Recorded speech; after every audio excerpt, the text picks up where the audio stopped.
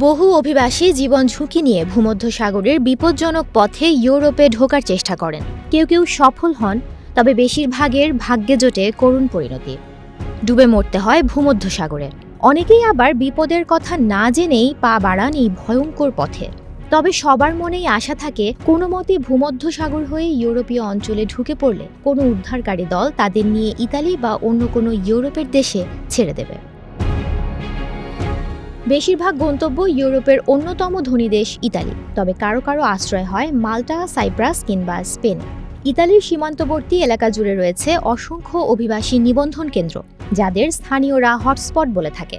উদ্ধারকারী জাহাজ থেকে নামার পর এই হটস্পটেই অভিবাসীদের প্রাথমিক নিবন্ধন করতে হয়। এখানেই তাদের পরিচয় নিশ্চিত করা হয়। পুলিশ একজন অভিবাসীর কাছে জানতে চান যে তারা রাজনৈতিক কারণে আশ্রয় চান নাকি অর্থনৈতিক কারণে। যদি শুধু অর্থনৈতিক কারণেই অভিবাসন হয়ে থাকে, তার মানে অভিবাসনটি অবৈধ। কিন্তু যদি অভিবাসী রাজনৈতিক আশ্রয় প্রার্থনা করে থাকেন, সেক্ষেত্রে আশ্রয়ের আবেদনের কোনো সিদ্ধান্ত না হওয়া পর্যন্ত তিনি ইতালিতে থাকতে পারেন। সাক্ষাৎকার শেষ হলে একজন অভিবাসীর আঙুলের ছাপ নেওয়া হয়। এর ফলে অভিবাসীরা নিজ থেকেই ডাবলিন পদ্ধতির অন্তর্ভুক্ত হয়ে যান, যার মাধ্যমে প্রতিটি রাজনৈতিক আশ্রয় আবেদনের দায় কোন দেশের ওপর বর্তায় তা ঠিক করা হয়। ব্যক্তিগত পরিস্থিতির ওপর ভিত্তি করে অভিবাসীদের পাঠানো হয় ডিটেনশন সেন্টার বা আটক কেন্দ্রে। রাজনৈতিক আশ্রয় প্রার্থীদের পাঠানো হয় অভ্যর্থনা কেন্দ্রে, যেখানে তারা শরণার্থী মর্যাদা পাওয়া সম্পর্কিত তথ্য পেয়ে থাকেন।